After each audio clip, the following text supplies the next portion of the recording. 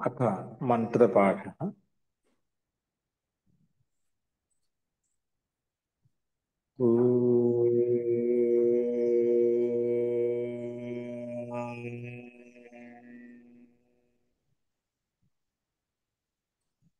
सहनाववतु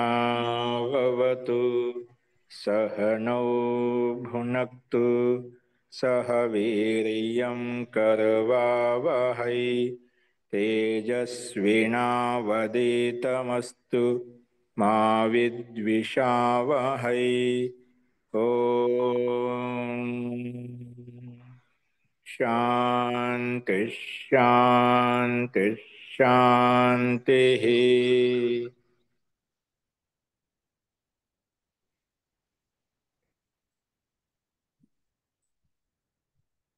సర్వేభ్యో నమః.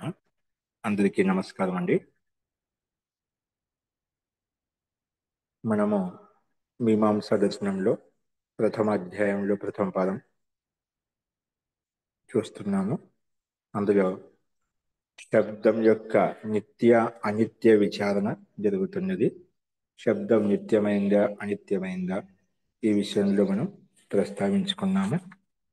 అందులో శబ్దార్థయో సంబంధ విచారణ చేసేటప్పుడు మనకు ఇక్కడ ఒక ప్రశ్న ఏ రకంగా అడిగామంటే, శబ్దము శబ్దం యొక్క అర్థానికి పరస్పరం ఏ సంబంధము, అందుకే సంబంధ శబ్దార్థ సంబంధ కహ ఇది అని పూర్వపక్షి ప్రశ్నించినప్పుడు ఏ శబ్దం తెలుసుకోగానే అర్థము తెలుసుకోగలుగుతాము అంటే ఉచ్చరించగానే ఏ శబ్దం ఉచ్చరించగానే వెంటనే అర్థం కూడా బోధపడుతుందో అదే వాటి మధ్య పరస్పరం ఉండే సంబంధం. ఎందుకంటే ఆ శబ్దానికి అర్థంతో సంబద్ధత ఉంది కాబట్టి ఆ అర్థం మనకు బోధపడింది. అంటే ఆ సంబంధం నిత్యమైంది. ఆ శబ్దానికి ఆ శబ్దం అనేది ఆ అర్థాన్ని ఆ ద్రవ్యాన్ని ఆ పదార్థాన్ని తెలియజేస్తున్నమాట. అదే వాటి మధ్య పరస్పర సంబంధం. అందుకే శబ్దే విద్య అయితే అర్థో విద్య, శబ్దం వినగానే ఏదైతే అర్థ జ్ఞాతం అవుతుందో అదే ఇడ వాటి మధ్య పరస్పర సంబంధము అని చెప్పుకున్నాం. ఈ మాట చెప్పేసరికి శబ్దం ఉచ్చరించగానే ఇది అర్థం ఉందో, అర్థం బోధపడుతుంది, అది సంబంధం చెప్పేసరికి సిద్ధాంతి పూర్వపక్షం అంటున్నా అంటే లేదండి, అది శబ్దము నువ్వు క్రియేట్ చేసుకున్నావు. అంటే క్రియేట్ అంటే ఉత్పన్నం చేసుకున్నావు. ఈ శబ్దానికి ఇది అర్థం, ఈ శబ్దానికి ఇది అర్థం అని చెప్పి అది ఉత్పన్నమైంది. ఏ శబ్దము ఆ శబ్దం యొక్క అర్థం ఉత్పన్నమైందో అది నష్టం కూడా అవుతుంది. కాబట్టి ఆ శబ్దం యొక్క అర్థం నిత్యం కాదు. సతు కృతక ఇది పూర్వం ఉపపాదితం, ముందే నేను చెప్పాను. ఇది శబ్దం నువ్వు క్రియేట్ చేసుకుని నీ అనుకూలంగా నువ్వు ఈ శబ్దానికి ఇది అర్థం అని చెప్పి నీ కాల అనుగుణంగా దేశానుగుణంగా ఆ రకంగా నువ్వు ఉత్పన్నం చేశావు. కాబట్టి ఏదైతే ఉత్పన్నం అవుతుందో నష్టం కూడా అవుతుంది. అందుకే ఆ విషయం ముందు చెప్పాము. అందుకే ఆ కేనాపి పురుషేణ శబ్దానం అర్థై సహ సంబంధం కృత్వ వ్యవహర్తం వేదాహ ప్రణీతాహ ఇది. అందుకే ఇక్కడ ఏమన్నా అంటే ఒక పురుషుడి ద్వారా పూర్వపక్షం ఏదో ఒక పురుషుడి ద్వారా ఆ శబ్దాలకు ఉండే అర్థానికి మధ్య సంబంధాన్ని ఆ క్రియేట్ చేసి సంబంధం కలిపి వ్యవహారం కొరకు వేదాలను రచించారు అని పూర్వపక్ష ఆక్షేపించాడు. ఒక పురుషుడు ఈ వేదాన్ని ఈ శబ్దానికి అర్థం ఉంటుంది, ఈ శబ్దానికి ఇలా ఉంటుందని చెప్పి అలాగే ఉత్పన్నం చేసి అలాగా లోక వ్యవహారం కొరకు వేదాలను కూడా అలాగే రచించారు, ఉత్పన్నం చేశారు అని చెప్పి ఈ రకంగా పూర్వపక్ష ఆక్షేపించాడు.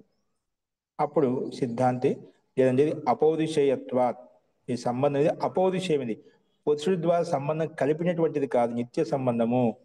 అపౌరుషేయత్వ సంబంధస్య, ఎందుకంటే సిద్ధమితి, ఇది మనకు అపౌరుషేయమైనది ముందుగా సిద్ధిస్తున్నమాట.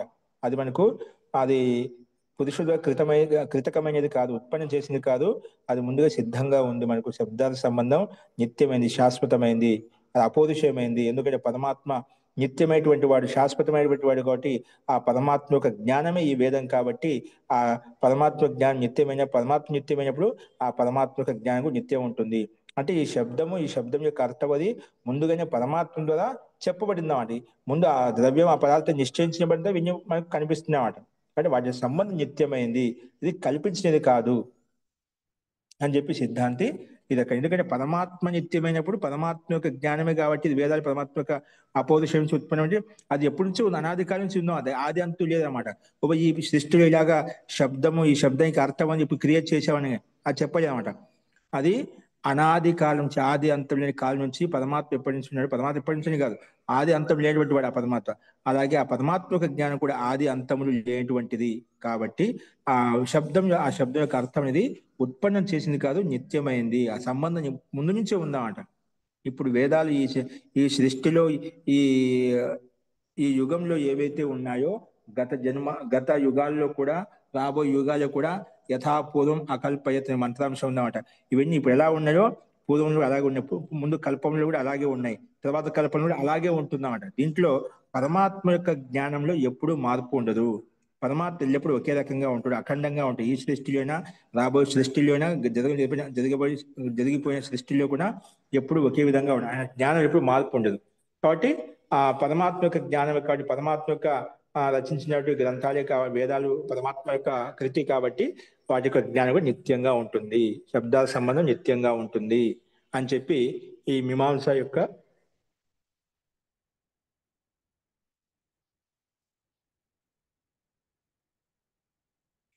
జైమిని ఆచార్య ఈ రకంగా దాన్ని ప్రస్తావిస్తున్నామట, నిత్యమైనని చెప్పి చెప్తున్నామట.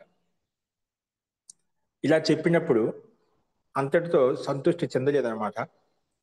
కాబట్టి మళ్ళీ ఏమన్నా అంటే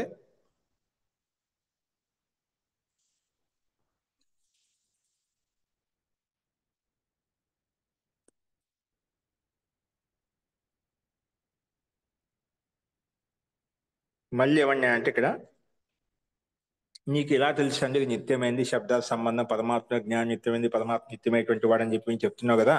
ఈ నిత్యం కథం పునరిదం అవగమ్యత ఎలా తెలుస్తుంది? అపౌరుషయం అని చెప్పి మేము చూడలేదు కదా. అపౌరుషయం ఎలా తెలుస్తుంది? ఇది అపౌరుషయ ఏష సంబంధ అయితే ఎలా తెలుస్తుంది అంటే పురుషస్య సంబంధు అభా అభావాత్. ఏ పురుషుడైతే ఈ శబ్దానికి అర్థం కలిపినాడో అటువంటి పురుషుని యొక్క అభావం ఉంది, ఇక్కడ విద్యమానంగా లేదనమాట. ఆ పురుషుడు ఇక్కడ ఉత్పన్నం చేసేటువంటి వ్యక్తి పురుషుడు ఇక్కడ విద్యమానంగా లేడనమాట. లేడు కాబట్టి లేదంటున్నామట. నిజంగా ఉంటే మనకు కనిపించాడు కదా. కాబట్టి దాన్ని బట్టి మనకు పురుషస్య సంబంధం, ఏ పురుషుడైతే ఈ శబ్దానికి అర్థం కలిపాడో అలాగే లోక వ్యవహారం కొరకు రచించాడో ఆ పురుషుడు మనకు ఉండాలి ఖచ్చితంగా. లేడు కాబట్టి, విద్యమానంగా లేడు కాబట్టి మనకు లేడని చెప్పి తెలుస్తుంది, అంటే పౌరుషయం కాదు అని చెప్పి తెలుస్తుంది. కథం సంబంధం నాస్తి, ఎందుకు ఉండదండి? ఖచ్చితంగా ఉంటుంది. ఉంటే ప్రత్యక్షస్య ప్రమాణస్య అభావాత్. ఉంటే కల్పించదా? ప్రత్యక్షంగా ఏ ప్రమాణం కల్పించడం లేదు అంటే ఉన్నట్టుగా, అందుకే లేదు అని చెప్పి చెప్పారు. కాబట్టి ప్రత్యక్షం లేదు కాబట్టి తత్పూర్వకత్వాచ ఇతరేషం, అనుమానంగా కూడా ఉపమాన ప్రమాణ పూర్వకంగా కూడా శబ్ద ప్రమాణ పూర్వకంగా కూడా సిద్ధింప చేయలేవు. ఇన్ని ప్రత్యక్ష మూలికం కాబట్టి ప్రత్యక్షని ఆర్డర్ చేసుకుని ఉంటాయి. ప్రత్యక్షం లేనప్పుడు అనుమానం లేదు, ఉపమానం లేదు, శబ్ద ప్రమాణం కూడా లేదు అని చెప్పి సిద్ధాంతి ఈ రకంగా ఖండించారన్నమాట. అయితే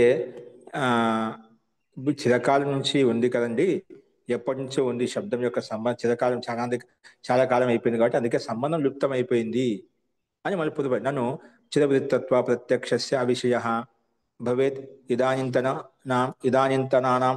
అంటే ఇప్పుడు ఉండేటువంటి వాళ్ళకు ఎప్పుడో చిరకాలం సంబంధం కలిపాడు కాబట్టి ఆ వ్యక్తి లేడు, కనిపించలేదు, విద్యమానంగా లేడు. పూర్వకాలం ఎప్పుడు చాలా కాలం ముందు ఆయన కల్పించాడు, వెళ్ళిపోయాడు, నష్టం అయిపోయాడు, అలాగా అదృష్టం అయిపోయాడు. ఇదానింతనానం, ఇప్పుడు ఉన్న వాళ్ళకి అందుకే తెలియడం లేదు, ఆ విషయం కాదు అని పూర్వపక్షి అన్నాడు. ఆ వ్యక్తి క్రియేట్ చేశాడు, ఆ పురుషుడు కనిపించలేదు అంటే ఇప్పుడు చాలా కాలం ముందు ఉత్పన్నం చేశాడు, తయారు చేసి ఈ శబ్దం అని చెప్పి వెళ్ళిపోయాడు, ఇప్పుడు చనిపోయాడు, లేదు కనిపించడం లేదు, మనకు విద్యమానంగా లేదన్నమాట అని పూర్వపక్షి రకం సమాజం చెప్పాడు. నహి చిరవృత్త సన్, కరెక్ట్, మీరు చెప్పింది కరెక్ట్ అండి. చిరకాలం లేకపోయినప్పుడు కూడా నా స్మరియేత, నహి చిరవృత్త సన్ నా స్మరియేత, అంటే చిరకాలం లేడు కాబట్టి లేడని చెప్పి ఎలా చెప్తామండి? ఇప్పుడు చిరకాలు ఎప్పుడో క్రియేట్ చేసే మా పెద్దలు, మా తాత ముత్తాతలేలాగా మా విద్వాంసులు, మా ఋషులు చెప్పారండి, లేదండి అని ఎలా చెప్పగలుగుతావు? నువ్వు ఎందుకు స్మరించుకో? కనీసం లేకపోయినప్పుడు కూడా పలాని వ్యక్తి, పలాని రాజా, పలాని ఋషి, పలాని విద్వాంసుడు, పలాని సన్యాసి అని చెప్పి ఏదో ఒకటి మనకు ఉంటుందా? ఖచ్చితంగా ఆ స్మరణ అయితే ఉంటుంది కదా. ఆ స్మరణ ఎక్కడ పోయింది? ఆ వ్యక్తి లేడు, ఆ పలాని వ్యక్తి క్రియేట్ చేశాడని చెప్పి ఋషి పరంపర అని చెప్పుకున్నాం, ఆ రాముడి గురించి చెప్పుకున్నాం, కృష్ణ గురించి చెప్పుకున్నాం, అదే కాలం నుంచి బ్రహ్మ విష్ణు మహేశ్వరుల గురించి చెప్పుకున్నాం. అంతా చాలా కాలం నుంచి ముందు సత్యయుగం నుంచి వాళ్ళు ఉన్నారు. ఏదో వరకు మనం వాళ్ళ ఆదర్శాన్ని మనం ఇంతకు చెప్పుకుంటూ వస్తున్నాం. అలాగే మనకు ఆదర్శం ఉంటుంది కదా, వాళ్ళ యొక్క స్మరణ ఉంటుంది కదా. ఆయన లేకపోవచ్చు విద్యమానంగా, వస్తువు లేకపోవచ్చు, పదార్థం లేకపోవచ్చు, కానీ ఆ వ్యక్తి లేకపోవచ్చు, కానీ వాని యొక్క నామస్మరణ అయితే ఉంటుంది కదా, ఎందుకు లేదు అని చెప్పి ఇక్కడ ఆ సిద్ధాంతి ఈ రకంగా అడిగాడు అనమాట. అందుకే ఆ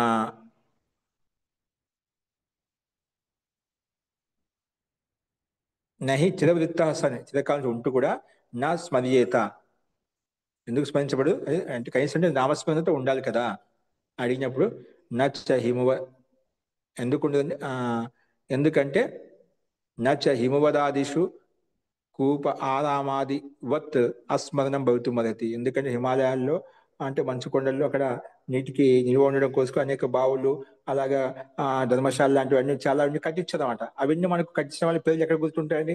అందుకే దానికి సమానంగా ఇక్కడ గుర్తు లేదు అంతే. ఆ శబ్దానికి అర్థం క్రియేట్ చేసిన వ్యక్తి గుర్తు లేడు, స్మరణ లేదు. ఇవన్నీ ఎంతో ధర్మశాలలు కట్టించారు, హాస్పిటల్స్ కట్టించారు, వైద్యశాలలు కట్టించారు, చాలా అనేక సత్రాలు ఉన్నాయి, ఆ, అలా ఎన్నో ఉన్నాయి, బావులు ఉన్నాయి, కుంటలు ఉన్నాయి, అలాగ అన్నీ ఉన్నాయి. కానీ వాళ్ళ యొక్క స్మరణ ఏదో వరకు లేదు మనకు. అలాగే దానికి ఈ శబ్దాల సంబంధం క్రియేట్ చేసిన వ్యక్తి కూడా లేడు అని చెప్పి మళ్ళీ పొదుపక్షి ఇలాగా అన్నాడు అనమాట.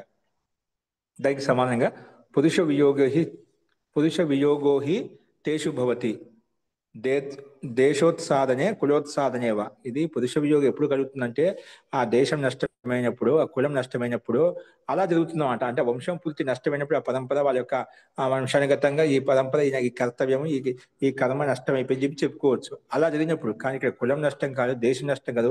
కులం నడుస్తుంది, దేశం నడుస్తుంది.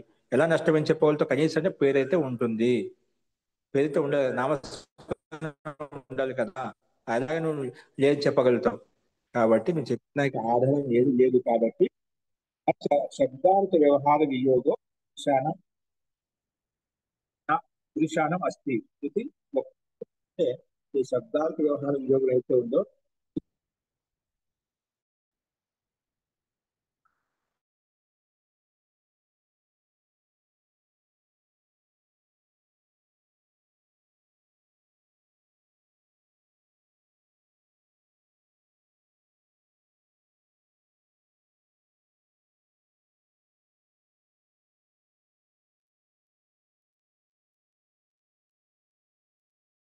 కాబట్టి నువ్వు పురుషుని ద్వారా ఈ శబ్దము ఆ శబ్దం యొక్క అర్థం ఉత్పన్నం చేయబడి చెప్పడం ఏమాత్రం శక్యం కాదని చెప్పి ఈ సిద్ధాంతి రకంగా సమానం చెప్పాడు.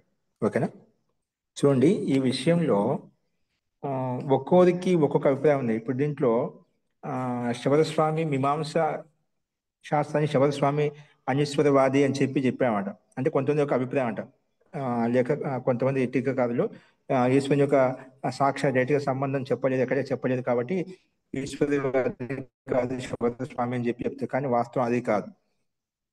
ఇది శబరస్వామి కూడా ఈశ్వరు యొక్క అస్తిత్వాన్ని అంగీకరిస్తారన్నమాట. ఇందులో చాలా మంది యొక్క అభిప్రాయాలు భిన్న భిన్నంగా ఉన్నాయి. అంటే ఇక్కడ నైయాయికులు న్యాయ శాస్త్రంలో నవ్య న్యాయ చదివేటువంటి వాళ్ళు ఏమంటే ఈ శబ్దము శబ్దాల సంబంధము కృతకమైనది కూడా అంటారు వాళ్ళు కూడా. నైయాయికులు ఏమంటే ఈ శబ్దం యొక్క అర్థము కృతకమైనది, ఇది ఉత్పన్నం చేయబడింది చెప్పి వాళ్ళ యొక్క అభిప్రాయం అన్నమాట. కానీ వైయాకరణులు ఏమంటారు? ఈ వైయాకరణులు ఎవరైతే మహర్షిపాణి ఇంకా అన్య వ్యాకరణవేత్తలు ఎవరైతే ఉన్నారో ఈ శబ్దాలకు సంబంధం నిత్యమైందని చెప్పి అంటారు. నైయాయికులేమో నైవ్య న్యాయం తెలిసిన వాళ్ళ సిద్ధాంతం ప్రకారంగా ఇది ఉత్పన్నమైంది శబ్దం యొక్క అర్థం. కానీ వైయాకరణులు ఏమంటారంటే శబ్దాలకు సంబంధం నిత్యమైందని చెప్పి అంటారు అనమాట. మన మీమాంస శాస్త్రకారులు ఏమంటారంటే ఈ శబ్ద సంబంధం అపౌరుషమైందంటే దీనిలాగానే ఇప్పుడు శబ్దాలతో సంబంధం నిత్యమైన ఏ విధంగా వ్యాకరణ శాస్త్రవేత్తలు అంటున్నారో అలాగే మీమాంసా శాస్త్రకారులు కూడా ఈ శబ్దాలతో సంబంధం నిత్యమైంది. అంటే నిత్యం అంటే అపౌరుషం అంటే పరమాత్మ శాశ్వతమైన వాడు అనాది కాలం నుంచి అనాది నుంచి అనంతకాలం వరకు విద్యమానంగా ఎప్పుడు ఉంటాడు. కాబట్టి ఈ పరమాత్మ జ్ఞానం ఏ విధంగా స్థిరమో ఆ పరమాత్మ స్థిరంగా ఉంటాడు, అలాగే పరమాత్మ యొక్క వాక్య కాబట్టి ఇది కూడా శబ్దాల సంబంధం నిత్యంగా ఉంటుంది. అలాగే శబ్దాల సంబంధం అనాది కాబట్టి పరమాత్మ అనాది కాబట్టి ఈ శబ్దాల సంబంధం కూడా అనాది కాలం నుంచి ఉంది. కాబట్టి పూర్వ మీమాంసకులు ఆచార్యులు కొంతమంది ఏమంటారంటే ఈశ్వరుని యొక్క సత్తా స్వీకరించే వాళ్ళు, ఈశ్వరుని యొక్క సత్తా స్వీకరించే వాళ్ళ యొక్క మతానుసారంగా అయితే వాళ్ళు కూడా ఉత్పన్నమైంది అంటారు. ఈశ్వరుని సత్తని స్వీకరించే వాళ్ళు ఎవరైతే ఉన్నారో వాళ్ళు కూడా వేదము అపోదిశం, వేదము పరమాత్మ నిత్యమైనటువంటి వాడు, వేదము కూడా వేద జ్ఞానం కూడా నిత్యమైంది, అంటే శబ్దాలకు సంబంధం నిత్యమైంది అని చెప్పి మీమాంసకులు కూడా వ్యాకరణ శాస్త్రవేత్తలు కూడా వీళ్ళు కూడా ఒకటే మతం, అంటే శబ్దాలకు సంబంధం నిత్యమైంది, స్వాభావికమైంది. కానీ నైయాయికులు మాత్రం ఉత్పన్నమైంది అని అంటున్నారు అనమాట. అంటే వాళ్ళ అభిప్రాయం అంట, ఆ రకంగా ప్రస్తావించారు. కాబట్టి మనకు దీంట్లో అనేక ఆ ప్రమాణాలు కూడా మనకు ఇక్కడ ప్రస్తావించబడ్డాయి. వేదాంత శాస్త్రంలో శాస్త్ర యూనిత్వా, ఈ వేదం ఏదైతే ఉందో, మనకు శాస్త్రం ఏదైతే ఉందో, ఈ శాస్త్రానికి కారణం ఆ పరమాత్మ, అంటే పరమాత్మ యొక్క వాక్య ఈ వేదము అని చెప్పి మనం వేదాంత దర్శనంలో భాషను చెప్పుకుని శాస్త్ర యూనిత్వాత్ అని చెప్పి చెప్పుకున్నామంట. అంటే శాస్త్రానికి వేదానికి కారణం ఆ పరమాత్మ, అంటే శాస్త్రజ్ఞానికి కారణం పరమాత్మ అని చెప్పి చెప్పుకున్నాం. కాబట్టి పరమాత్మ నిత్యమైనటువంటి వాడు కాబట్టి ఆ పరమాత్మతో ఉత్పన్నమైనటువంటి జ్ఞానం కూడా నిత్యమైంది అని చెప్పి మనకు తెలుస్తుంది అన్నమాట. అస్తు, ఇది మనకు ఈ రకంగా మనం విషయాన్ని ప్రస్తావించుకున్నాం. దీంట్లో ఒక రకంగా భాష్యంలో ఏదో చెప్పండి, శబ్దం అనేది 2 రకాలుగా ఉంటుంది. నిత్య మరియు అనిత్య భేదంతో 2 రకాలు చెప్పుకుంటాం. శబ్దం ఏంది, ఒకటి శబ్దం నిత్యమైంది అంటే కొందరి శబ్దం అనిత్యమైంది అంటే ఉత్పన్నం, అనిత్యమని ఉత్పన్నమైంది నష్టం అవుతుంది. ఒకటి శబ్దం నిత్యమైంది అంటే ఎప్పుడు శాశ్వతంగా ఉంటుంది, నిత్యంగా ఉంటుంది అని 2 రకాలు చెప్పుకుంటాం. అంటే భాష్యంలో ఉండే మహర్షి పతంజలి యొక్క భాషని కొంచెం సంకేతం ఇచ్చేది ఇక్కడ. 2 రకాలుగా ఉంటుంది. అంటే ఇప్పుడు 2 రకాలు ఎందుకంటే, ఒకటి పరమాత్మ జ్ఞానంలో, పరమాత్మ యొక్క జ్ఞానంలో ఏమంటున్నాం, పరమాత్మ యొక్క జ్ఞానంలో శబ్దార్థ సంబంధం విద్యమానంగా ఉంటుంది. అంటే పరమాత్మ ఎల్లప్పుడూ విద్యమానంగా ఉంటాడు కాబట్టి ఆ శబ్దార్థ యొక్క జ్ఞానం కూడా పరమాత్మలో ఎప్పుడు విద్యమానంగా ఉంటుంది. అందుకే అది నిత్యమైంది అని చెప్పుకోవచ్చు అన్నమాట. అందుకే ఆ నిత్య సంబంధం వ్యవహార కాలంలో మనం ఉపయోగిస్తున్నాం, వ్యవహార కాలంలో మనం ప్రయోగిస్తున్నాము.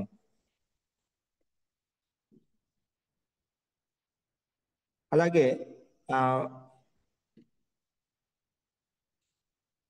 మనకు శాస్త్రం కూడా వైదిక శబ్దాల యొక్క ప్రయోగం కూడా మనకు అమర వ్యవహార కాలం కూడా ఉందన్నమాట. అంటే లోకంలో ఎలాగ వ్యవహరిస్తున్నాం, వైదిక శాస్త్రం కూడా అలాగే వ్యవహరించబడ్డాయి, అంటే నిత్యం అని చెప్పి వ్యవహరించబడ్డాయి.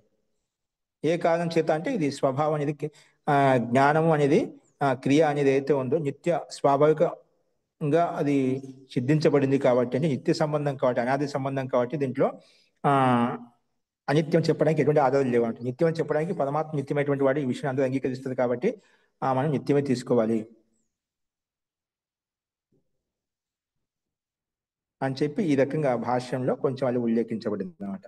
అది ఇక్కడ విశేషంగా మనం అర్థం చేసుకోవాలి. అలాగే మీమాంసకులు కూడా ముఖ్యంగా ఈ శాస్త్రవేత్తలు కూడా వేదం అపోదిశ్యం అంటే వేదం పరమాత్మక జ్ఞానం కాబట్టి ఇది నిత్యమని చెప్పి ఆ విషయాన్ని మనం ప్రస్తావించుకున్నాం. అలాగే ఆ కింద టిప్పణిలో శివస్వామి శబ్ద సంబంధకు అపోదిశయ సిద్ధికరణకే, అపోదిశయ అని చెప్పడానికి ఏదైతే కారణము ప్రస్తావించారో అది ఇక్కడ పురుష విషయ జీవాత్మతో మనం అర్థం చేసుకోవాలి. జీవాత్మ విషయంలోనే ఆ రకంగా జ్ఞానం ఏదైతే ఉంటుందో అది జీవాత్మ పరంగా జ్ఞాన విషయంలో నిత్యంగా ఉంటుంది. కానీ పురుషుడి ద్వారా శరీర ద్వారా జీవాత్మ అన్నప్పుడు శరీరం ఎంతవరకు అయితే ఉంటుందో అంతవరకు మనకు ఆ జ్ఞానం కూడా అతనిలో నిత్యంగా ఆ రకంగా ఉంటుంది, తాత్కాలికంగా ఉంటుంది. శరీరం నష్టమైపోతుంది. కానీ పరమాత్మ యొక్క జ్ఞానం కాబట్టి మన నష్టమైనా కూడా ఆ సంస్కారం మనలో ఉంటుంది కాబట్టి ఆ జ్ఞానం మనకు మళ్ళీ జన్మ తీసుకొచ్చినా కూడా అది నిత్యంగా మనకు ఆ సంస్కారం ఉంటుంది కాబట్టి అది మనకు ఆ సంబంధాన్ని బోధిస్తున్నా, ఆ శబ్దం యొక్క అర్థాన్ని బోధిస్తున్నామట అని చెప్పి ఇక్కడ అర్థం చేసుకో. మొత్తానికి అయితే ఇక్కడ శబ్దార్థ సంబంధం నిత్యమైంది, అపౌరుషయమైంది అని చెప్పి తెలుసుకున్నాం. ఉత్పన్నం చేసింది కాదు. ఉత్పన్నం చేసిన వ్యక్తి అంటే ఖచ్చితంగా కానీ నామస్మరణ ఉండాలి. లేవు, ప్రమాణం లేవు కాబట్టి అంగీకరించడానికి వీలు కాదు. నువ్వు ప్రమాణం చూపించలేదు. కానీ వేదం అపౌరుషయమైంది, వేదము నిత్యమైంది, అనాది సంబంధంతో యుక్తమైంది అని చెప్పడానికి, పరమాత్మ అనిత్యమైన అనాదిక అనంతకాలం నుంచి ఉంటున్నాడు అని చెప్పడానికి ఎన్నో ఆధారాలు ఉన్నాయి, వేద ప్రమాణాలు ఉన్నాయి. కాబట్టి ఈ పరమాత్మక జ్ఞానం కాబట్టి మనం శబ్ద సంబంధి పరమాత్మకి సమానంగా జ్ఞానం కూడా నిత్యం అని చెప్పి అర్థం చేసుకోవాలని చెప్పి సిద్ధాంతి రకంగా స్పష్టంగా ఉల్లేఖించారు అనమాట. అస్తు, ఇది అందరికి క్లారిటీ వచ్చిందండి. అస్తు, ఇప్పుడు దీన్ని మన పూర్వపక్ష ఎలా ఖండిస్తున్నారు చూడండి. స్యాత్ ఏతద్, సరే మీరు చెప్పిన ప్రకారం ఇది శబ్దాశ్రమం నిత్యం అంటున్నావు కదా, అది నిత్యం కాదండి.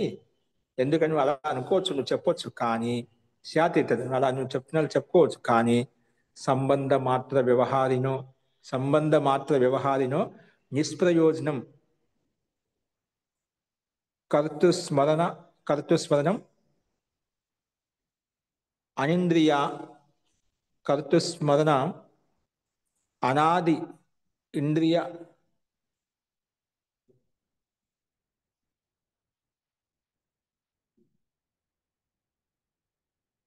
ఇక్కడ ఏమంటున్నా అంటే నిష్ప్రయోజనం కర్తృస్మరణం అనాది అనాది ఓకే ఆద్రియమాణ నా ఆద్రియమాణ విస్మరేయు ఇది ఓకే నిష్ప్రయోజనం కర్తుం అస్మరణం అంటే అనాద్రియమాణ అంటే ఆదరించకుండా అంటే కర్తృస్మరణ అంటే కర్త ఆ వ్యక్తి ఏదైతే శబ్దం యొక్క అర్థాన్ని వాడిని ఉత్పన్నం చేసేదో ఆ కర్తను గౌరవించకుండా ఆదరించకుండా సామాన్య విస్మరించారు అంతే. అప్పుడు ఎన్నో కాలం అయిపోయింది. ఇప్పుడు ప్రతి వ్యక్తిని మనం గుర్తు చేసుకోవాల్సిన అవసరం లేదు కదా. అందుకే నిష్ప్రయోజనం ఎటువంటి ప్రయోజనం లేదు కాబట్టి అది అయిపోయి విద్యమానంగా ఉంటే వాళ్ళని ఆదరించే వాళ్ళని గౌరవించే వాళ్ళు లేని వ్యక్తిని చేస్తాం అనేట్టుగా పూర్వపక్షి. నిష్ప్రయోజనం అంటే ప్రయోజనం లేదు కాబట్టి నిష్ప్రయోజనం కర్తృస్మరణం అంటే నిష్ప్రయోజనం కర్తృస్మరణం అంటే కర్తృస్మరణ నిష్ప్రయోజనం అని ఆ రకంగా అంటూ అనాద్రియమాన అంటే ఆదరించకుండా అనాద్రియమాన విస్మరేయు ఇది అని ఏ రకంగా ఆదరించకుండా గౌరవించకుండా అలాగే సామాన్యంగా ఎటువంటి ప్రయోజనం లేదు కాబట్టి అలా విస్మరించి ఉంటారు. అంతేగాని నువ్వు దానికి పూర్తిగా లేడుగా అని చెప్పి ప్రమాణం లేని చెప్పి నువ్వు ఎలా ఖండిస్తావు అని పక్షి రకంగా అడిగాడు. ఉండొచ్చు కానీ మనకు ఆ గౌరవం లేదు, ఆదరించకుండా సామాన్యంగా ఎటువంటి ప్రయోజనం లేదు కాబట్టి అలాగే సామాన్యంగా అనుబంధంగా మనం కర్తస్మరణ జరగలేదు, చెప్పుకోలేదు. అంతేగాను ఆ మాత్రం కనిపించలేనంత మాత్రం అది లేదు అని చెప్పి నువ్వు ఎలా ఖండించగలుగుతావు అని పూర్వపక్షిని అడిగాడు. మళ్ళీ తత్న అలా కాదండి, ఖచ్చితంగా నిజంగా శబ్దం యొక్క అర్థం సంబంధం కలిపినట్లయితే క్రియేట్ చేసినట్లయితే ఉత్పన్నం చేసినట్లయితే ఖచ్చితంగా ఉంటుంది. తత్న చెప్పనీకి లేదు, అలా అన్నిక లేదనమాట. ఖచ్చితంగా వ్యక్తి లేకపోతే కానీ ఆయన స్మరణ పలానా వ్యక్తి చేశాడని చెప్పి ఖచ్చితంగా ఆ సంబంధం ఉంటుంది. అంటే కనీసం నామస్మరణ అయితే ఉంటుంది, ఎవరు చేశారు ఏ విధంగా చేశారని చెప్పి ఖచ్చితంగా ఉంటుంది. యది పురుష కృత్వా సంబంధం వ్యవహారయేత్ వ్యవహార కాలే అవశ్యం స్మర్తవ్యో భవతి. నిజంగా ఆ వ్యక్తి ఖచ్చితంగా ఆ వ్యక్తి నిజంగా ఆ శబ్దం యొక్క అర్థానికి సంబంధం కలిపినట్లయితే ఖచ్చితంగా వ్యవహార కాలే అవశ్యం స్మర్తవ్యో భవతి. ఖచ్చితంగా మనకు ఆ స్మరణ ఉండేది అన్నమాట, ఖచ్చితంగా ఉంటుంది. నువ్వు ఇంత క్రియేట్ ఈ శబ్దం యొక్క అర్థం సంబంధం ఉత్పన్నం చేసిన తర్వాత ఆ వ్యవహార కాలంలో ఆ వ్యక్తి యొక్క సంబంధం లేకుండా ఎలా పోతుంది? ఖచ్చితంగా ఉంటుంది. అవశ్యం స్మర్తవ్యో భవతి, ఖచ్చితంగా అవశ్యంగా స్మరించబడుతుంది. సంప్రతిపత్తౌ అంటే ఖచ్చితంగా మనం తెలుస్తున్నమాట. సంప్రతిపత్తౌ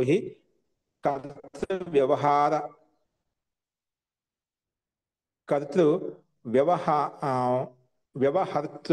వ్యవహర్త్రో అర్థ సిద్ధ్యతి నా విప్రతిపత్తౌ. ఇక్కడ ఏమంటున్నాం అంటే సంప్రతిపత్తౌ కర్తు వ్యవహర్త్రో వ్యవహర్త అంటే కర్త అంటే ఉత్పన్నం చేసినవాడు, వ్యవహర్త అంటే ఆ వ్యవహరించేవాడు అంటే ప్రయోగించేవాడు. ఒక వస్తువుని తయారు చేసామంటే మనం ఒక పదార్థం తయారు చేస్తున్నామంటే మనం ఉపయోగించుకునే వ్యక్తి ఉన్నాడు కాబట్టి ప్రయోగిస్తున్నాం అంటే కర్త ఉండని అది ప్రయోగించే వ్యక్తి కూడా ఉండాలి, ఇద్దరు ఉండాలన్నమాట. అందుకే కర్తృ వ్యవహర్తృ, దానికి షష్ఠీ విభక్తి ద్వివచనంలో కర్తృ వ్యవహర్త్రో అర్థ సిద్ధ్యతి. కర్తృ వ్యవహర్తృ అర్థ సిద్ధ్యతి. సంప్రతిపత్తౌ కవచం ఉంటుంది కాబట్టి ఆ ప్రతిపత్తి ఉంటుంది కాబట్టి కర్త వ్యవహర్త ఎవరైతే ఉన్నారో చేసేటువంటి వ్యక్తి, ఆ ఉపయోగించేటువంటి వ్యక్తి ఎవరైతే ఉన్నారో ఆ వస్తువైనా ఆ శబ్దజ్ఞానైనా ఖచ్చితంగా వారి మధ్య అర్థ సంబంధ కర్తృ వ్యవహర్తృ అర్థ సిద్ధ్యతి. ఖచ్చితంగా ఆ సంబంధం ఆ ప్రయోజనం మనకు కనిపిస్తుందన్నమాట. నా విపరీతపత్తు విపరీతంగా ఉండి మనకు విపరీత స్థితిలో మనకు కనిపించదన్నమాట. ఖచ్చితంగా వ్యవహార కాలంలో మనకు కనిపిస్తుంది. నా విపరీతపత్వం అంటే విపరీత జ్ఞానంలో అలా ఉండదు అన్నమాట.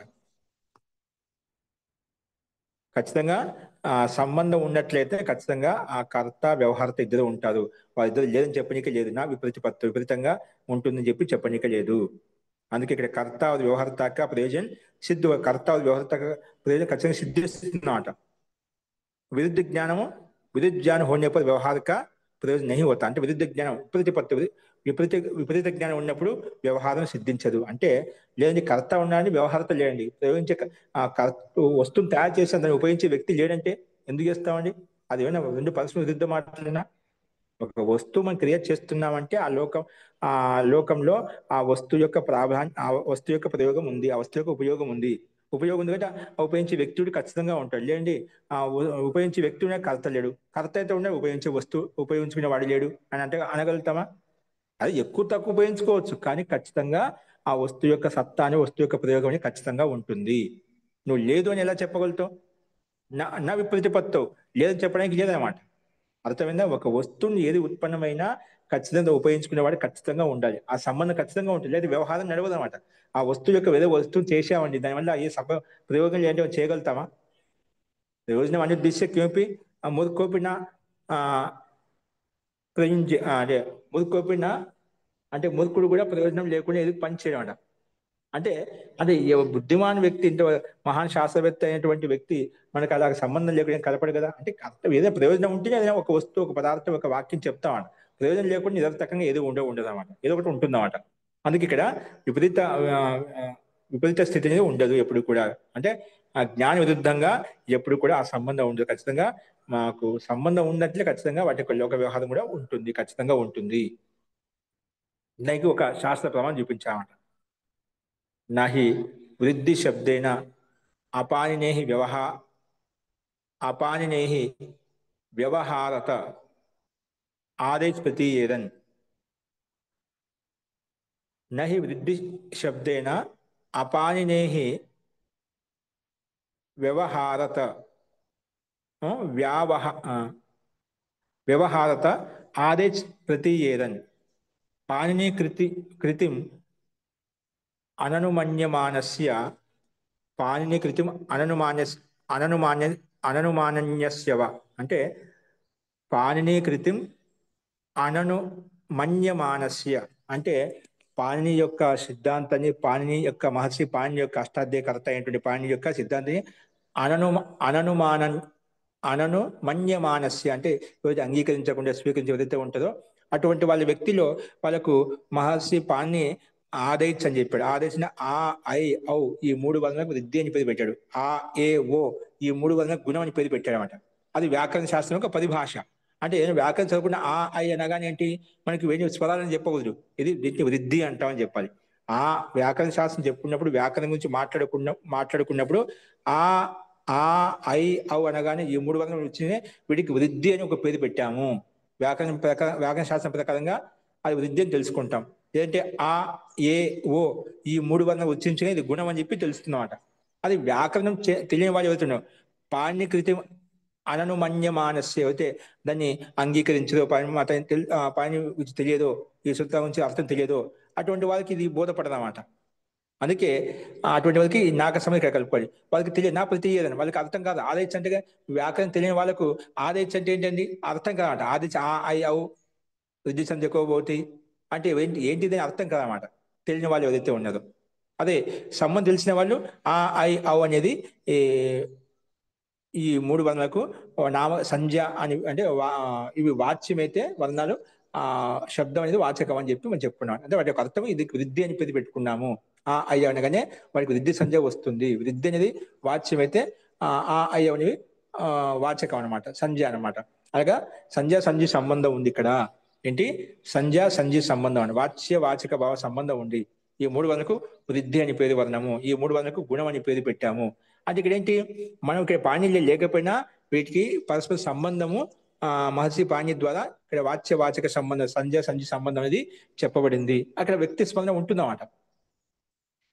ఈ జ్ఞానం ఈ విషయం తెలియకపోయినప్పుడు వాళ్ళకి ఆ జ్ఞానం కూడా తెలియదు అన్నమాట. తదగత విషయాన్ని తెలుసుకోవాలనుకున్నప్పుడు వాటి యొక్క స్మరణ కూడా ఖచ్చితంగా ఉంటుంది. అందుకే ఈ రకంగా సిద్ధాంతి ఈ ప్రశ్న తీసుకొచ్చాను. అందుకే పాణి వ్యవహారాన్ని తెలియనటువంటి వ్యక్తులు ఎవరైతే ఉన్నారో ఆ వ్యవహార ఆదేశన కానీ కూడా వారికి ఆ విషయం ఏం తెలియదు అన్నమాట. ఎందుకంటే పాణి రచించిన కృతి సంజయ సంబంధి యొక్క ఆ తెలుసుకునేటువంటి వాళ్ళకు, తెలియనటువంటి వాళ్ళకు ఆదేశన అర్థం ప్రతి కూడా కలగదన్నమాట. అతనికి ఆ జ్ఞానం కూడా కలగదన్నమాట. వ్యాకరణం తెలియని వ్యక్తులకు ఇప్పుడు చాలా మంది ఉన్నారు. ఇప్పుడు ఆదేశం అని చెప్పి మన లోక వ్యవహారం సామాన్యంగా ఏం తెలుసు అంటే ఆ ఐదు స్వరాలు అంటే అనుకుంటాం అంతే, ఈ మూడు వర్ణాలు అని చెప్పుకుంటాం అంతే. అనేక అనేక వర్ణాలు కలిపిన ఒక అర్థం వస్తుంది, ఒక శబ్దం వస్తుంది చెప్పుకున్నాం. కానీ ఇక్కడ వ్యాకరణం తెలిసిన వాళ్ళు ఆ ఐ అవగానే వృద్ధి, వీడికి ఈ మూడు వర్ణాలు మనం వృద్ధి చేసుకోవాలి, ఇలా వస్తుంది. ఒక శబ్ద స్వరూపం తయారు చేసినప్పుడు వృద్ధి చేయమన్నప్పుడు, గుణం చేయనప్పుడు ఈ ఉంటే ఏ వస్తుంది, ఈ ఉంటే ఐ వస్తుంది, ఊ ఉంటే ఓ వస్తుంది, ఊ ఉంటే అవు వస్తుంది. అలా గుణవృద్ధులు ఇలా వస్తాయి అని తెలుసుకోగలుగుతాం అనమాట. తెలియని వ్యక్తికి ఇవన్నీ ఏమీ ప్రతీతి కలగదు. అందుకే నా ప్రతి ఏదన్ నాకు సంబంధించి క్రియాపదంతో కలుపుకోవాలన్నమాట. ఎవరు పాణిని మతాన్ని తెలియని వాళ్ళకు వాళ్ళకి ఈ సిద్ధాంతం తెలియదు అనమాట. అలాగే ఇంకోటి ఏంటి ఉదాహరణ ఇచ్చామని తథా మకారేణ అపి మకారేణ అపి మకారేణ పింగళస్య నా సర్వ గురుహు త్రికః. ఇప్పుడు మనకు చంద్రశాస్త్రంలో లఘు గురువులు అని ఉంటాయి, గుర్తించే వాళ్ళకి కొంచెం ఎంఏ చదువుకున్న వాళ్ళు, సాంస్కృతిక చదివిన వాళ్ళకు తెలిసి ఉంటుంది లఘు గురువుల గురించి. అంటే హస్వాక్షరం లఘువులు, దీర్ఘాక్షరం గురువులు అంటాం కదా, అలాగా. అట్లా మూడు గణాలు ఉన్నాయి, మూడు వర్ణాలకు ఒక గణం అని పేరు అనమాట. మూడు వర్ణాలకు ఒక గణం, అంటే ఒక గణం ఉంటుంది అనమాట. అలాగా మొత్తం 8 గణాలు ఉంటాయి: మగనము, భగనము, యగనము, తగనము, జగనము, రగనం, సగనం. అలాగా మనకు గణాలు ఉన్నాయన్నమాట. అంటే మూడు వర్ణాలకు ఒక గణం. ఇక్కడ మూడు మకారాలు ఉన్నాయనుకోండి మగనం అంటాం. ఏమంటాం? మూడు మకారాలు ఉన్నాయనుకోండి మగనం అంటాం. లేదా మూడు నకారాలు ఉన్నాయనుకోండి దాన్ని నగనం అంటాం. అంటే మూడు లఘువులు ఉన్నాయనుకోండి దాన్ని నగనం అంటాం. మూడు గురువులు ఉంటే దాన్ని మూడు గురువులే ఉంటే దాన్ని మగనం అంటాము. అన్ని లఘువులే ఉంటుందని నగనం అంటామట. అలాగా ఉన్నాయన్నమాట. ఇప్పుడు చంద్రశాస్త్రము తెలియని వాళ్ళకు ఇప్పుడు మూడు లఘువులు ఉంటే దాన్ని నగనం అంటాము, మూడు గురువులు ఉంటే దాన్ని మగనం అంటామని ఆ విషయం తెలియని వాళ్ళకు ఏంటంటే ఇక్కడ గురువులు అంటే అలాగా నామల్లాగా పెట్టేసారు దీన్ని గురువు అంటామని చెప్పి వాళ్ళకి ఏం తెలియదు అనమాట. అందుకే మకాదేన పింగళస్య నా సర్వగురు త్రికః. అంటే ఈ మూడు త్రికః అంటే మూడు, సర్వ గురువు అంటే మూడు గురువులు ఉంటుందని మగనం అంటాము, మకారం పేరు పెడతాము అని సామాన్య వ్యక్తికి తెలియదు అనమాట. అంటే పాణ్య మహర్షి పింగళాచార్య యొక్క ప్రణీతమైనటువంటి చంద్రశాస్త్రం గురించి తెలియని వాళ్ళకు ఈ సంబంధం ఏంటో తెలియదు అనమాట. పింగళ కృతి ఇప్పుడు నువ్వు ఎందుకంటే శబ్ద సంబంధాన్ని వెంటనే దీన్ని ఆర్డర్ చేసుకుని మూల సిద్ధాంతం చెప్తున్నావు. సిద్ధాంతి కూడా ఇప్పుడు మనం ఒక విషయం తెలుసుకోవాలనుకుంటే ఖచ్చితంగా దానికి సంబంధం తెలుస్తుంది. ఖచ్చితంగా నువ్వు శబ్ద సంబంధం ఉపయోగించుకుంటున్నావు, ప్రయోగించుకుంటున్నావు. ఆ ప్రయోగిస్తే ఆ సంబంధం నీకు తెలిసి ఉంటుంది ఖచ్చితంగా. పింగళాచరం ఇప్పుడు మనకు మగనం అంటే మూడు గురువులు అంటే మగనం అని చెప్పి తెలుసుకున్నప్పుడు ఆ మగనం యొక్క స్థితి సంధ్య సంబంధం ఎదుగలిపోయినా పింగళాచర్యం చెప్పి మనకు తెలుస్తుందన్నమాట. వ్యాకరణం ప్రకారంగా ఆదేశం అంటే ఆ ఐ అవును ఉపయోగించుకున్నాం. అంటే ఉపయోగించే ప్రయోక్త విద్యార్థి మనం ఉన్నామంటే ఖచ్చితంగా అది ఎవరు ఇలాగా నామకరణం చేశారని చెప్పి వాళ్ళ కర్తను తెలుసుకుంటాం. మన దగ్గర విద్యమానం లేకపోయినప్పుడు కూడా మనం ఆ విషయం తెలుసుకోవాలనుకున్నప్పుడు ఆ కర్త కూడా మనకు తెలుస్తుంది. అలాగే శబ్దార్థ సంబంధం యొక్క విషయంలో కూడా ఉత్పన్నం చేసేది ఇప్పుడు విద్యమానంగా లేకపోయినప్పుడు కూడా ఆ కర్త ఎవరు మనం తెలుసుకోవచ్చు. అంటే కర్త అది మనకు పరంపరానుగుణంగా తెలుస్తుంది అన్నమాట. సో నువ్వు లేదని చెప్పడం ఏమాత్రం ఉచితం కాదు. నేను స్మరణ లేదు, నిష్ప్రయోజనం కాబట్టి, ఎటువంటి ప్రయోజనం లేదు కాబట్టి నేను అలా విస్మరించాను అంటే అలా చెప్పనీకి లేదు, ఖచ్చితంగా ఉంటుంది. అందుకే ఇక్కడ ఈ రెండు ఉదాహరణ వ్యాకరణం పింగళాచార్య యొక్క ఉదాహరణ, మహర్షి పాణి యొక్క ఉదాహరణ. ఈ విధంగా అక్కడ నామకరణం సంధ్యాశాస్త్రం తెలిసిన వాళ్ళు, వ్యాకరణ శాస్త్రం తెలిసిన వాళ్ళే వారి యొక్క పరస్పర సంబంధం ఏంటి అని తెలుసుకోగలుగుతారు అన్నమాట. అందుకే నా సర్వగురుత్రిక ప్రతీయేత పింగళ కృతిం అననుమన్యమానస్య వా. అక్కడ సేమ్ అదే విధంగా అంటే పింగళాచార్య ప్రణీతమైన చంద్రశాస్త్రం ఏదైతే ఉందో దాన్ని స్వీకరించిన వ్యక్తికి ఈ మూడు గురువులను మగనం అంటామని చెప్పి, నా ఆ, మూడు లఘువులను నగనం అంటామని చెప్పి ఈ సంబంధం తెలియదు అనమాట. వాళ్ళకి ప్రతీతి కలగదు, వాళ్ళకి అనుభూతి కలగదు అనమాట. ఆ సంబంధం యొక్క అర్థజ్ఞానం కలగదు అనమాట. అందుకే తేన కర్తృ వ్యవహార్తారో సంప్రతిపద్యేతే. అందుకే కర్త వ్యవహార్త ఇద్దరు ఉంటాడు. కర్త ఉన్నా అంటే వ్యవహరించే కర్త కూడా ఖచ్చితంగా ఉంటాడు. కర్త వ్యవహార్తారో సంప్రతిపద్యేతే. వాళ్ళిద్దరు ఉన్నప్పుడు దాని యొక్క ఆ వస్తువుకైనా ఆ పదార్థానికి ఆ శబ్దం యొక్క సార్థకం ఉంటుందన్నమాట. వస్తువు ఉంది, ప్రయోగించుకునే వ్యక్తి లేడు. ప్రయోగించుకునే వ్యక్తి ఉన్నాడు, చేసే వస్తువు లేదు. మన దగ్గర ప్రయోగించుకునే వస్తువు లేదు. రెండు వ్యర్థమే అప్పుడు అక్కడ. కానీ రెండు ఉండాలన్నమాట. అందుకే తేన కర్త వ్యవహారతాదో సంప్రతిపద్యేత. అక్కడ మనకు రెండు కర్త వ్యవహారత ఇద్దరికి యొక్క ప్రయోగం ఖచ్చితంగా మనం తెలుసుకోవాలి. అదేవిధంగా తేన వేదే వ్యవహార తేన వ్యవహార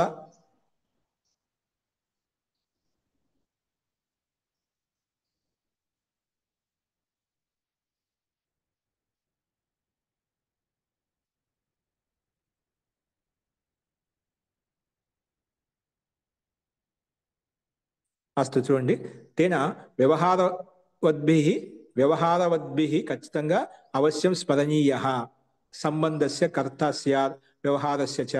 అందుకే ఖచ్చితంగా వ్యవహారం ద్వారా మనకు వ్యవహారద్భిః అవశ్యం స్మరణీయ ఖచ్చితంగా స్మరించుకోవాలి. ఏది? సంబంధస్య కర్త స్యాత్ వ్యవహారస్య చ. అంటే ఈ సంబంధం యొక్క వ్యవహారంలో మనకు ఖచ్చితంగా వేదంలో కూడా శబ్దార్థ సంబంధం ఉంది అంటేనా ఖచ్చితంగా ఈ శబ్దానికి ఇది అర్థం, ఈ శబ్దానికి ఇది ఈ శబ్దాన్ని ప్రయోగించుకునే వ్యవహారత ఇతను అని చెప్పి మనకు తెలుస్తుందన్నమాట. అందుకే సంబంధస్య కర్త స్యాత్, సంబంధించుకునే కర్త ఖచ్చితంగా ఉంటాడు. ఆ వ్యవహారస్య చ సంబంధ కర్త కూడా ఖచ్చితంగా ఉంటాయని చెప్పి మనకు తెలుస్తుందన్నమాట. ఆ వ్యవహారం ద్వారా మనకు అవగతం అవుతుంది. నహి విస్మృతే, అంతేగాని విస్మరించి లేదండి నేను మర్చిపోయాని చెప్పి ఎవరు చెప్పడానికి లేదు. నీకు నువ్వు మర్చిపోను, కానీ తెలిసిన వాళ్ళు ఖచ్చితంగా ఉంటారు కదా. నీకు తెలియంత మాత్రం పూర్తి అందరికి తెలియదని చెప్పి చెప్పడానికి లేదు కదా. నీకు తెలియకపోవచ్చు, తెలిసిన వాళ్ళు చాలా మంది ఉంటారు. ఆ సంబంధత ఖచ్చితంగా ఉంటుంది. నువ్వు నహి విస్మృతే, నువ్వు విస్మరించా అని చెప్పి చెప్పడానికి లేదన్నమాట. వృద్ధిరాదై ఇత్యస్య సూత్రస్య కర్తరి వృద్ధిర్యస్య చామాదిస్తద్వృద్ధం ఇది కించిత్ ప్రతీయేత. ఇప్పుడు వృద్ధి సూత్రం వృద్ధి రాదేసి వృద్ధి శబ్దం. వృద్ధి అంటే ఏంటి? అక్కడ కర్త అర్థంలో వృద్ధి రాదే ఇత్యస్య సూత్రస్య కర్తది కర్తలు ఉన్నప్పుడు వృద్ధి యస్య చామాది తద్వృద్ధం. ఇక్కడ ఆ శబ్దంలో వృద్ధి వర్ణాలు ఉన్నట్లేదని దానికి వృద్ధ సంజ్ఞ పేరు పెట్టాం. వృద్ధి వృద్ధ అని పేరు పెట్టాం. ఒక పేరు పెట్టాం, వృద్ధ అని పేరు పెట్టుకున్నాము. ఏం పేరు పెట్టాము? వృద్ధ అని పేరు వస్తుంది. అంటే ఈ వ్యాకరణ శాస్త్రం తెలిసిన వాళ్ళకి వృద్ధికి మళ్ళీ ఇంకో వృద్ధ అని కూడా పేరు పెట్టుకుంటాము. సరే, 3 వర్ణాలకు ఆ, ఐ, ఔ, ఈ 3 వర్ణాలకు వృద్ధి అని పేరు పెట్టుకున్నాం. అది ఎవరికైతే వృద్ధి అని పేరు, ఎక్కడైతే ఆ శబ్దంలో వృద్ధి ఉంటుందో అటు వృద్ధి వర్ణక శబ్దాన్ని ఆ శబ్దానికి మళ్ళీ వృద్ధ అని పేరు పెట్టుకుంటాము అని కూడా ఒక సంబంధం కలిపామంట ఇక్కడ. అలా ఇది ఎప్పుడు తెలుస్తుంది? వృద్ధి యస్య చామాది తద్వృద్ధం ఇది కించిత్ ప్రతీయత. అది వ్యాకరణం తెలిసిన వాళ్ళకి కర్త దీనికి వృద్ధ సంజ్ఞ కూడా పేరు వస్తుంది అని చెప్పి చెప్పుకుంటామట. తస్మాత్ కారణాత్ అవగచ్చామో నా, అందుకే ఆ కారణం మనకు అర్థం చేసుకుంటాము. నా కృత్వా సంబంధం వ్యవహారార్థం కేనచిత్ వేదాహ ప్రణీతాహ. పూర్వపక్షనే కదా, లేదండి ఏదో ఒక పురుషుడి ద్వారా వ్యవహారం కొరకు వేదాలను అలాగా ఈ శబ్దానికి ఇది అర్థం, ఈ అర్థానికి ఈ శబ్దం అని చెప్పి క్రియేట్ చేసి ఉత్పన్నం చేశాడు. వ్యవహారం కొరకు వేదాలు రచించాలని చెప్పడం ఏమాత్రం ఉచితం కాదు. అందుకే తస్మాత్ అవగచ్చామ నా కృత్వా సంబంధం అంటే సంబంధం క్రియేట్ చేసి ఉత్పన్నం చేసి వ్యవహారార్థం కేనచిత్ వేదాహ ప్రణీతాహ, ఒక పురుషుడి ద్వారా వేదాన్ని రచించబడ్డాయని చెప్పి చెప్పనిక కాదనమాట. యద్యపి విస్మరణం ఉపపద్యత, అలాగే విస్మరించబడ్డాయని చెప్పని కూడా లేదన్నమాట. నువ్వు విస్మరించా అంటే నువ్వు విస్మరించిన తర్వాత లేకుండా పోదన్నమాట. ఆ సంబంధం ఖచ్చితంగా ఉంటుంది, ఖచ్చితంగా ఉండాలి. యద్యపిచ విస్మరణం ఉపపద్యత అని చెప్పనికు లేదన్నమాట. తథాపి నా ప్రమాణం అంతరైనా సంబంధం ప్రతిపద్యమహి. వాళ్ళ చెప్పాం కదా, సంబంధం లేకుండా ఏది పడితే నమ్మనికి లేదన్నమాట. తథాపి అయినప్పుడు కూడా నా ప్రమాణాంతరైన సంబంధారం ప్రతిపద్యేమహి. అంటే ప్రమాణం లేకుండా ఈ సంబంధానికి నువ్వు ఎవరు చెప్తే అది చెప్పి సంబంధాన్ని సంబంధకర్త ఎవరైతే ఉన్నదో ప్రతిపద్యమహి. లేదండి ఉన్నాయని ఏదో ఒక పేరు చెప్పేస్తానులే అంటే చెప్పనీకి లేదన్నమాట. కుందరి కొమ్ములు ఉన్నాయని చెప్పి ఒక మాట చెప్పేశావు. ఒక మాట చెప్పి ఏముంది చెప్పడం కదా, నువ్వు చెప్పమంటున్నావు. ఒక పురుషుడు ఉండే ఉంటాయండి, ఆ పలానా వ్యక్తి పేరు పెట్టేశాం, కుందరి కొమ్ములు ఉన్నాయని చెప్పాం. వాక్యం చెప్పేది, వాక్యం ఉంటే ఖచ్చితంగా అర్థం ఉంటుంది కదా అని చెప్పి అని నువ్వు చెప్పావు, శబ్దం చెప్పేవారు, వాక్యం చెప్పేవారు, ఖచ్చితంగా నేను ప్రమాణించుకోకుండా ప్రత్యక్షంగా దాన్ని విచారించకుండా మేము గుడ్డికి నమ్మలేం, గుడ్డికి నమ్మని కాదు. అందుకే తథాపి అలా చెప్పినప్పుడు కూడా నా ప్రమాణమంతరైన సంబంధారం ప్రతిపద్యమై, నువ్వు ఏదో చెప్పాలని నేను ఉంటుందని చెప్పి చెప్తే అది నమ్మనికి లేదు. అది కూడా ప్రత్యక్షంగా అనుమానంగా అది ప్రమాణపూర్వకంగా సిద్ధించినప్పుడు ఆప్తవాక్యమైనప్పుడే అది మనకు అంగీకరిస్తామట. నువ్వు చెప్పావు కదని చెప్పి ఖచ్చితంగా ఆదరణ లేకుండా చెప్తే ఆదరణకి కుందేలు యొక్క కొమ్ములు, ఆకాశంలో పుష్పాలు, ఇక వాక్యం చెప్తే ప్రతి వాక్యానికి అర్థం ఉన్న దూరం లేదు కదా. అసంబద్ధ వాక్యం కూడా ఉండొచ్చు, అనర్థ వాక్యం ఉండొచ్చు. నువ్వు ఈ వాక్యం చెప్పావు, నువ్వు కుందేలు కొమ్ములు అయిపోయి అని వెతకడం మొదలుపెట్టిన అది కనిపిస్తాయా? ఎప్పుడు విద్యమానంగా చేయదన్నమాట, ఎప్పుడు అభావం. అది 3 కాళ్ళు ఎప్పుడు చేసినా దానికి ఎప్పుడు భావం కలగదన్నమాట. ఆకాశంలో పుష్పాలు ఎప్పుడు విద్యమానంగా ఉండవు. వాక్యం ఉంది, వాక్యం అంటే ఖచ్చితంగా అర్థం ఉండాలి చెప్పి నువ్వు అలాగ చెప్పి నేను ఇలాగని చెప్తే అది నమ్మశక్యం కాదన్నమాట. ఖచ్చితంగా అది కూడా ఏం చెప్పినా ప్రత్యక్షపూర్వకంగా ప్రమాణపూర్వకంగా ఉన్నప్పుడే ప్రతిపద్యం అంగీకరిస్తాము అంతేగాని ప్రమాణం లేకుండా ఏ సంబంధం ప్రతిదీ మనం స్వీకరించాలన్నమాట. అందుకే ప్రమాణం అంతరైనా సంబంధారం ప్రతిపద్యమహి నా ప్రతిపద్యమై మనం అంగీకరించాలన్నమాట. అందుకే యథా విద్యమానస్య అపి ఉపలంబనం భవతీతి న ఏతావత వినా ప్రమాణేన శశ విషాణం ప్రతిపద్యామహే. అందుకే ఇక్కడ అదే ఉదాహరణ చెప్పారు ఇక్కడ. యథ విద్యమానస్య అపి అనుపలంబనం భవతి. ఒకసారి విద్యమానంగా ఉన్నప్పుడు కూడా అనుపలంబనం కలుగుతుందండి. నువ్వు అని చెప్పావు కదా అని చెప్పి నా ఏతావత ఇంత మాత్రాన ప్రమాణం లేకుండా శశ విషాణం ప్రతిపద్యమే. శశ వినా నువ్వు కొమ్ములు చెప్పావు, ఇప్పుడు కొమ్ములు అని చెప్పి ఇప్పుడు కనిపించడం లేదు అంటే కనిపించండి ఇప్పుడు లేవని కాదు, ఉంటాయి. నువ్వు అలా అని చెప్పి నువ్వు వాక్యం చెప్పావు కదా, వాక్యానికి అర్థం తీసేసుకుంటాను. కుందేలు కొమ్ములు వాక్యం చెప్పి కుందేలు కొమ్ములకి అర్థం ఏంటి? కుందేలు కొమ్ములు ఉన్నాయని చెప్పి అర్థం వస్తుంది. అది శబ్దానికి ఇదే అర్థం అనమాట, నిశ్చిత అర్థం. అది ఉన్నాయా లేదని ప్రమాణపూర్వకం తెలుసుకుంటాం అంట. ఓకేనా? ఈ శబ్దానికి ఇది అర్థం క్రియేట్ చేయి, ఈ శబ్దానికి ఇది అర్థం, ఈ శబ్దానికి ఇది అర్థం బోధిస్తున్నాడు. ఏ శబ్దానికి ఏ అర్థ సంబంధం ఉందో అది చెప్పిందన్నమాట. అని నువ్వు చెప్పావు కదని చెప్పి దీనికి కుందలు కొమ్ములు ఉన్నాయని వెతకడం మొదలు పెట్టడం ఎప్పుడు మనం పొందలేమాట, ఎప్పుడు అభావమే అనమాట.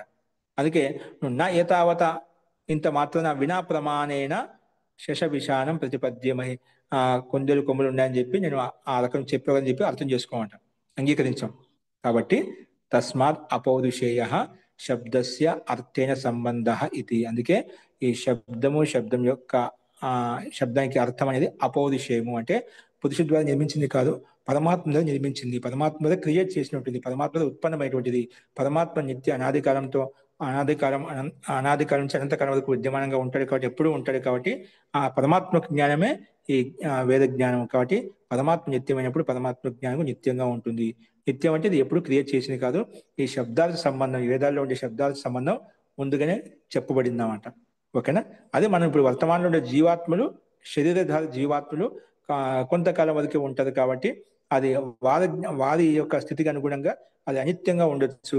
కానీ జ్ఞానం మాత్రం అనిత్యం కాదు, నిత్యమైందని చెప్పి చెప్పుకున్నాం. కాబట్టి తస్మాత్ అపౌరుషేయ శబ్దస్య అర్థేన సంబంధ. ఈ శబ్దానికి అర్థంతో సంబంధం అపౌరుషేయమైనటువంటి నిత్యమైంది, శాశ్వతమైంది, అనిత్యం కాదు, ఉత్పన్నం చేసింది కాదు, ఏ పురుషుడిని నిర్మించలేదు, ఉత్పన్నం చేయలేదు అని చెప్పి స్పష్టంగా ఇక్కడ ఈ రకంగా సిద్ధాంతి ప్రతిపాదించాడు. అస్తు స్పష్టమైంది కదండి? ఇంకా సందేహం ఉందా? సమ్యక్ అవగతం. జ్ఞానం ఏంటి? గుణమా, ద్రవ్యమా, పదార్థమా?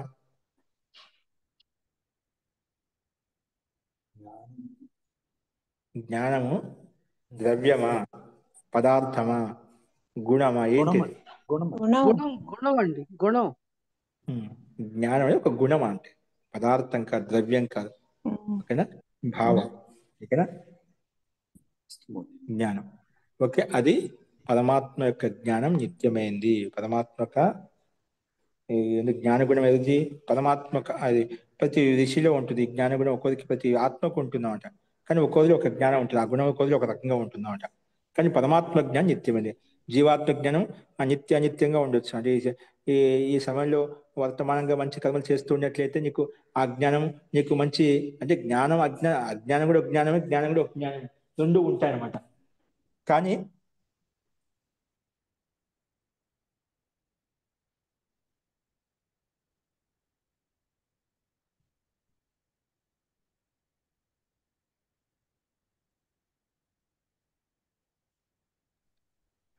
పరమాత్మ జ్ఞానము మనకు ఏ విధంగా నిత్యమైనది, శాశ్వతమైనది. కాబట్టి మనము ఆ రకంగా ఈ వేద జ్ఞానాన్ని కూడా, వేదాంతిక గ్రంథాల యొక్క జ్ఞానం కూడా మనం నిత్యమైనదిగా చెప్పుకుంటాం, ప్రస్తావించుకుంటాం. అస్తు.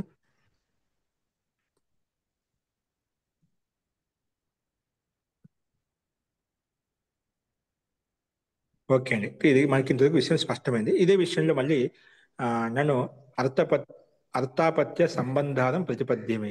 అర్థాపత్య సంబంధం కలుపుకోవచ్చు కదండి. ఈ వాక్యం ఎలా ఉన్నది ఖచ్చితంగా మనకి వాక్యం చెప్తుంది, కర్త ఉండే ఉంటాడు. ఇప్పుడు మనకి ఈ సంబంధం కలిపిందంటే ఖచ్చితంగా ఆ కర్త ఉండే ఉంటాడు. అర్థాపత్తిగా తెలుస్తుంది కదా. నువ్వు మళ్ళీ దానికి లేదని చెప్పడం ఎలా చెప్పగలుగుతావు? పౌరుషంగా ఎందుకంటావు? మళ్ళీ అడుగుతున్నాను. దానికి సమాధానం రోచకంగా సమాధానం చెప్తే సిద్ధాంతి, అదేంటో మనం తర్వాత చెప్పుకుందామండి. అస్తు. ఇంతవరకు విషయ ప్రతిపాదనలో మీకు ఇంకెవరికైనా సందేహం చెప్పండి. ఓకే, సరళంగా ఉంది, సహజంగా ఉంది. మీకు కష్టమైతే లేదు, శబ్దాలు సరళంగా ఉంది. విషయ ప్రతిపాదన కూడా దీంట్లో సరళంగానే ఉంది. కాబట్టి సంబంధం ఉందంటే ఖచ్చితంగా ఆ కర్త ఖచ్చితంగా ఉంటాడు. లేకపోయినంత మాత్రం అది లేదని కాదు, ఖచ్చితంగా ఉంటుందని చెప్పి మనం అర్థం చేసుకోవాలి. కాబట్టి శబ్దాల సంబంధం అనేది నిత్యమైంది. అపౌరుషేయమైంది అంటే పరమాత్మ యొక్క వాక్కు. పరమాత్మ యొక్క వాక్కు నిత్యమైంది, అందుకే సంబంధం నిత్యమైంది. అన్య నైయాయికులు అనిత్యమని చెప్తుంది, అది తాత్కాలికంగా చెప్తా ఉంటాం. ఆ విషయంలో ఇంకా విచారణ వస్తుంది, అక్కడంటే మనం చెప్పుకుందాం. ఓకే అండి, అస్తు. దీని తర్వాత ఒక సూచన అంటే మనకు పాఠము నెక్స్ట్ 24వ తేదీ నుంచి, సారీ 21వ తేదీ నుంచి మళ్ళీ ప్రారంభించుకున్నాము మీమాంస దర్శనం అనేది. అప్పుడు ఇలా ఉండదు. కాబట్టి 14 రోజులు మనకు ఇప్పుడు 7వ తేదీ కాబట్టి మళ్ళీ 18, 19, 20, 20 తర్వాత 21వ తేదీ మళ్ళీ బుధవారం రోజు మనకి యథావిధిగా మన క్లాసులు ఉంటాయి. అన్ని క్లాసులు ఉంటాయి. ఇప్పుడు అన్ని క్లాసులు సెలవు ఇవ్వబడ్డాయి. వ్యక్తిగతంగా మీరు ఏమన్నా హిందీ వచ్చిన వాళ్ళు చదువుకోవచ్చు. మీ ప్రారంభాలు చదువుకుంటాం. మీకు వచ్చిన దాకా చదువుతుంటే ఒక సంబంధం నీటి ప్రతి పదానికి కింద పంక్తి పండిత్ యుధిష్ఠిర మీమాంసక నీకు చాలా స్పష్టంగా ఇచ్చాండి. ఈ పదానికి ఇది అర్థం, దానికి ఇంకా అది ఇంకా ఏదైనా శబ్దం కొంచెం కఠినమైన శబ్దాన్ని ఎట్లా దాని బ్రాకెట్లో దాన్ని ఇంకా ఓపెన్ చేసి చెప్పాడు. ఎంత సరళంగా అంటే ఎంత ఆయన యొక్క విద్వత్త అనేది చాలా ఆశ్చర్యకరమైన, ఎంత సూక్ష్మంగా ఆలోచించాడు అంటే పాఠకులకు ఎటువంటి ఇబ్బంది కలగకుండా ఎంత చక్కగా వర్ణించా అంటే భాషలో చాలా స్పష్టంగా చెప్పబడింది అన్నమాట. కాబట్టి ఏదైనా మీరు అనుకూలంగా ఉండి ఒక హిందీ చదువుతా అండి, మేము చదువుకుంటామంటే చాలా సంతోషం. ఓకేనా? అర్థమైనా కాకుండా చదవండి, ఖచ్చితంగా అర్థమవుతుంది. శైలి పట్టుకుంటాం. ఆక్షేపకర్త, సిద్ధాంత, ఆక్షేపకర్త స్పష్టంగా ఉంటుంది. దానికి ఇంకా వివరణ కావాలంటే వివరణలో ఇచ్చానమాట. అలాగే చాలా విషయాలు మీకు తెలుస్తాయి, చాలా విషయాలు మనకు కావాల్సినటువంటి విషయాలు. కానీ అలాగే వదిన హిందీ వచ్చిన వాళ్ళు నాగమణి గారికి అనుకూలంగా ఉంటే వాళ్ళు చదవచ్చు, లేదా మీరు ఏదైనా అనుకూలంగా చదవచ్చు. అంటే మీ ఇబ్బంది అది అనివార్యం కాదు. లేదు 14 సెలవు తీసుకోండి. ఇది ఎందుకంటే కొంచెం సూక్ష్మంగా ఉంటుంది కాబట్టి మనకు సామాన్య విషయం అయితే మనం చర్చించుకోవచ్చు. కొన్ని సైద్ధాంతిక అంటే సిద్ధాంతం కంటే కొంచెం కష్టంగా ఉంటుంది. ఓకేనా? కాబట్టి మనం అది మీ అవకాశం బట్టి ప్రయత్నించాలి, అంత ఇబ్బంది లేదు. ఓకేనా? ఓకే అండి, అస్తు. మీ సందేహం ఉంటే మనతో పాటు తర్వాత అడగండి. శాంతి పాఠ.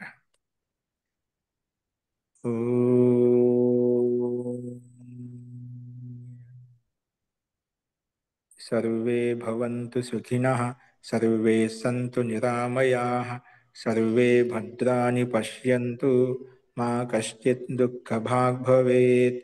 ॐ शान्ति शान्ति शान्तिः. सर्वेभ्यो नमः. అందరికీ నమస్కారం అండి. నమస్తే మహోదయ. నమస్తే.